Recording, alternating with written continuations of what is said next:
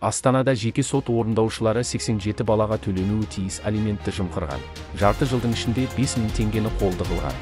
Астанада қызметтен шеттетілген жеке сот орындаушылары жарты жыл бойы алимент төлеуге арналған ақшаны ұрлап жүрген деп хабарлайды Бас прокуратураның баспасөз қызметі. Екі жеке сот орындаушысының қызметтері тоқтатылған болатын. Соған қарамастан екеуі 6 ай бойы 87 балаға алимент төлеуге арналған ақшалай қаражатты қалтаға басқан. Мысалы, біреуі үй топтағы мүгедек әкенің әлеуметтік жәрдемақы есебінен балалар үйіндегі 2 баласына аударған алимент төлемдерін жымқырған. Ал екіншісі қайтыс болған алимент төлеушінің банктік шотынан ақшаны шешіп алып, оны өзінің қалауымен жұмсаған дейді Бас прокуратураның ресми өкілі Дархан Дүйсенбай. Жалпы, екеуі жарты жылдың ішінде 5000 теңгені қолды қылған. Қазіргі кезде 34 баланың ақшасы қайтарылды. Прокурорлар алаяқтық және өкілеттіктерді теріс пайдалану фактілері бойынша сотқа дейінгі тергеу шараларын бастады.